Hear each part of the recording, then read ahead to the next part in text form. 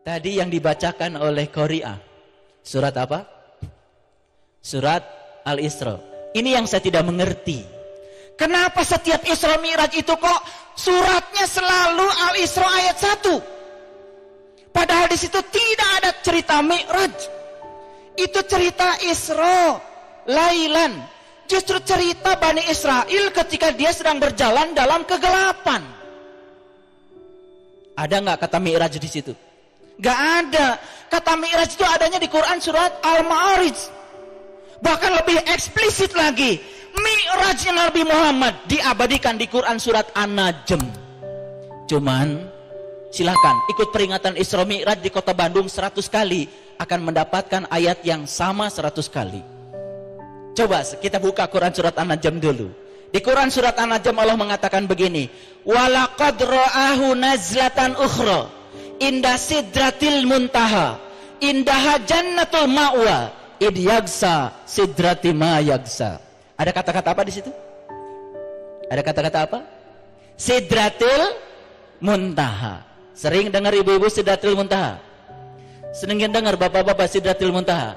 Saya tanya ibu dulu, apa sidratil muntaha? Apa sidratil muntaha? Ayo, udah jadi panitia Isra Mi'raj berapa kali? Ya? Iya, apa sidratil muntaha? Tuh, kan bingung. Tidak pernah ada pencerahan. Yang menyedihkan, saya pernah ngasih ceramah di perguruan tinggi yang di situ ada pelajaran bahasa Arab. Saya tanya mahasiswa bahasa Arab, apa sidratul muntaha? Mereka jawab langit ketujuh.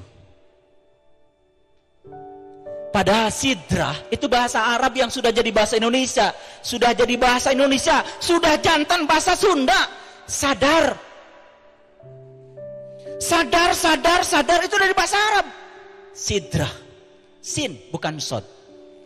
Kalau belajar ilmu nahwu sorof, sod dengan sin bisa berganti, itu namanya iflak. Artinya bisa sama. Sedangkan di Arab adalah sin. Sidratul muntaha. Al-muntaha itu artinya penghujung. Al-muntaha artinya puncak. Jadi sidratul muntaha artinya puncak kesadaran. Bukan suatu tempat di sana. Di mana langit? Secara fisik tidak ada yang namanya langit.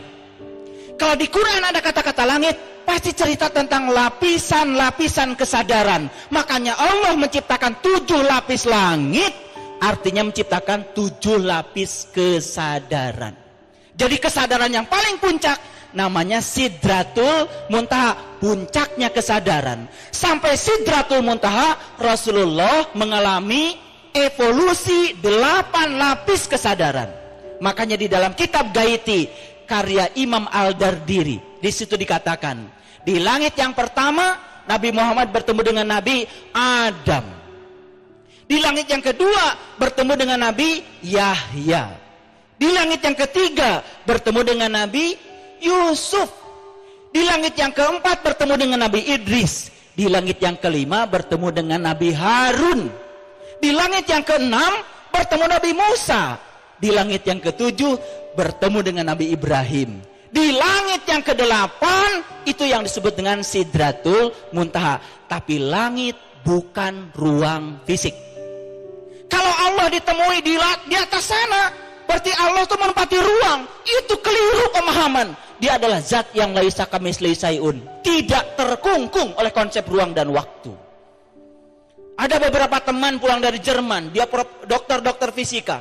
Dia bilang sama saya, Ustadz, boleh nggak saya berdiskusi dengan Anda untuk membicarakan tentang Isra Mi'raj Nabi dari tinjauan fisika? Sampai mati saya bilang, Anda mau sekolah sampai S7 pun tidak akan pernah bisa membahas. Karena apa? Isra Mi'rajnya Nabi tidak bisa dibahas dengan intelektual, hanya dibahas dengan kecerdasan spiritual. Tapi kalau Anda mau mengerti Isra Mi'raj, berguru sama saya akan ajak Anda untuk membuktikan kebenaran itu. Allah bersama Anda lebih dekat daripada urat leher Anda. Itu jangan cuman isapan jempol, harus dibuktikan. Agama itu harus nyata, bukan hanya cerita. Baik ibu bapak, di hadapan ibu bapak ada air, betul? Orang Sunda bilangnya apa? Cai. Orang Jawa bilangnya banyu, orang Padang bilangnya aye, orang Inggris bilangnya water. Menyebutnya beda-beda, yang disebut sama. Kita tidak akan pernah merasakan air dari sebutan air. Setuju? Setuju? Kita tidak akan pernah merasakan air dari sebutan air. Setuju? Ayo, mau minum air memangnya nyebut air. Ambil tasbih, air, air, air. Jadi minum air. Tidak akan sukses meminum air dari sebutan air. Yang kedua, tidak akan sukses merasakan air dari tulisan AIR. Itu cuma tulisan. Kita pun tidak akan sukses merasakan Allah dari sebutan Allah. Dan kita tidak akan merasakan Allah dari tulisan alif lam lam ha. Eta masanes Allah, eta mah tulisan Allah. Allah ketika ditanya, "Ya Allah, siapakah engkau?" Allah menjawab, Allahu la ilaha illa huwal hayyul qayyum, la takhudhuhu sinnatu wa la naum. Allah, di manakah engkau? Allah menjawab, aku meliputi timur dan barat. Kemanapun kau memalingkan wajahmu, di situ kau dapati aku. Aku bersamamu, lebih dekat kepadamu daripada urat lehermu. Aku meliputi segala manusia. Kalau kita sudah membuktikan bahwa Allah meliputi segala manusia, meliputi saya, meliputi ibu dan bapak sekalian, bisakah kita menyakiti orang lain? Bisakah kita merendahkan orang lain? Bisakah kita membunuh orang lain? Bisakah kita menghinakan orang lain? Yang lebih menyedihkan, banyak orang menyakiti orang lain atas nama Allah, atas nama Tuhan. Tuhan mana yang sedang dia panggil? Subhanallah. Bahkan kita sering menghina Allah. Cenah Allah mah bakal masihan nanaon ka urang lamun urang nyembah Allah. Allah teu moal masihan nanaon ka urang lamun urang teu nyembah Allah. Padahal yang punya sifat seperti itu kan kita. Betul nggak? Kalau orang baik sama kita, kita baik sama dia. Kalau dia tidak baik sama kita, kita tidak baik sama dia. Sifat siapa, Bu? Kan sifat manusia. Allah disifati sifat manusia. Apa itu bukan penghinaan pada Allah? Allah Maha Rahman Maha Rahim. Badai nyembah, badai teu nyembah ge Allah masihan we ka urang. Laras Ibu. Da sifat ulas asih. Makanya kata Allah, wa ahsin kama ahsanallahu ilaika. Berbuat baiklah kamu seperti aku berbuat baik kepadamu. Makanya banyak murid-murid saya berat ngaji sama Bapak. Kenapa? Bagaimana Pak saya harus bisa mencintai orang yang memfitnah pada saya? Latih dirimu. Harus punya sifat ulas asih. Kalau kita nyaah kanunya ka urang, itu mah biasa. Laras Ibu? Subhanallah. Ada orang yang memfitnah kita. Karena pinter, dia punya ilmunya. Ya Allah, aku yakin dia memfitnahku karena sedang dipakai oleh engkau untuk membuat aku tambah sabar, aku tambah besar, tenang, dia damai. Tapi orang yang tidak punya ilmunya pasti akan mencari upaya untuk memfitnah orang lain, kebalikannya. Begitu nggak kita? Kalau masih seperti itu, belum sholat, itu akhlak. Kalau kita baik sama orang yang baik sama kita, itu mah biasa. Kalau kita bisa baik sama orang yang tidak baik sama kita, itu yang luar biasa. Itu buahnya sholat. Ayo, kenapa sholat kita tidak membuahkan itu? Harus direvolusi. Saya pernah ceramah di Banyuwangi tentang sholat khusyuk. Selesai saya ceramah, ada orang Banyuwangi datang ke sini ke Bandung, beli rumah di Bandung. Dia mesantren di dekat pesantren saya. 3 bulan belajar sholat khusyuk, setelah selesai pulang lagi.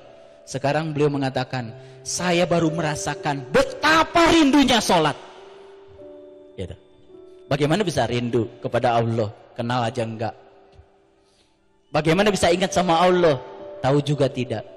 Betul enggak? Makanya ada orang yang tidak tahu, tetapi dia tidak tahu bahwa dia tidak tahu. Biasanya kalau ngomong sok tahu, dia beritahu tidak mau tahu. Padahal dia itu tidak tahu. Cuma dia tidak tahu bahwa dia tidak tahu. Banyak gak yang kayak gini? Banyak.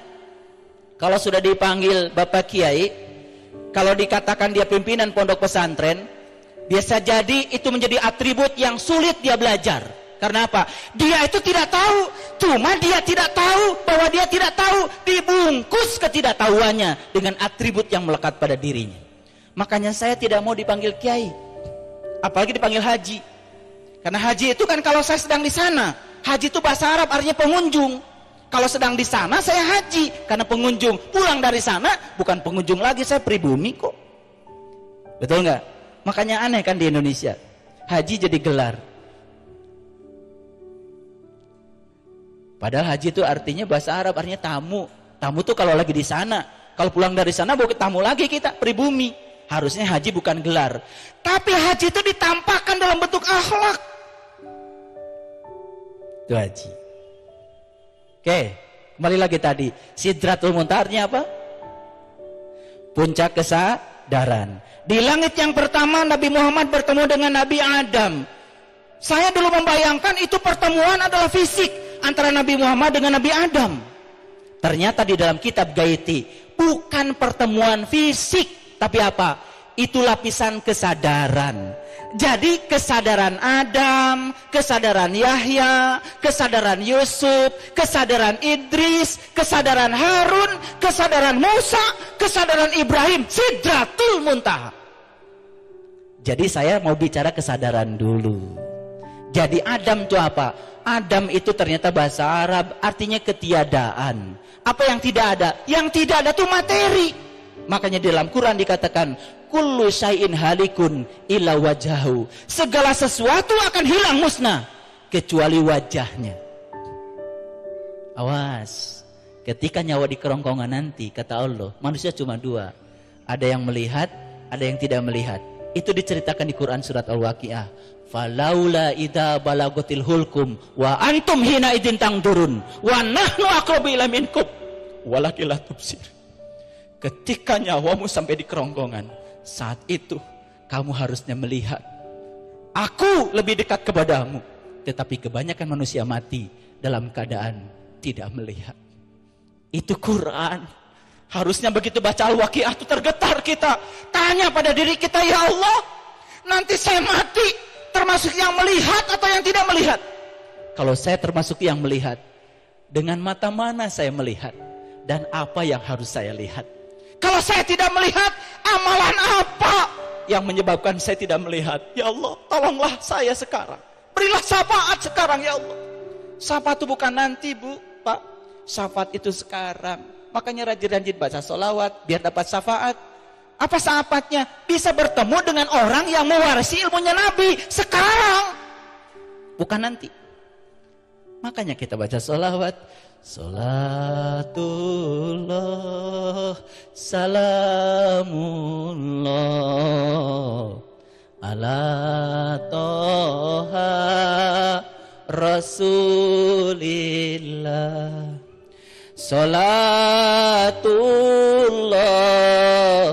salamullah ala yasin habibillah. Sering baca sholawat tapi gak ngerti. Kita ini ingin ketemu apa? Ingin ketemu Toha. Siapa? Rasulillah yang menyambungkan kita dengan Allah. Ingin bertemu dengan Yasin. Supaya apa? Supaya kita dicintai Allah. Jadi siapa Toha itu? Siapa Yasin itu? Gurunya Gus Dur, namanya Kiai Hadirani. Kiai Hadirani, orang Banjar beliau, almarhum, mengatakan Yasin itu artinya wahai Sin. Maka Sin itu gerginya 3. Gergi yang pertama menyatakan Nurullah. Gergi yang kedua menyatakan Nur Muhammad. Gergi yang ketiga menyatakan Nur Insani. Nurullah, Nur Muhammad, Nur Insani, gumulung manunggal. Itu yang disebut dengan ruhku. Itu yang ditiupkan Allah pertama kali ke dalam diri kita. Itu yang harus kita tahu dalam hidup kita sebelum kita mati. Makanya yang kenal dirinya akan kenal Tuhannya.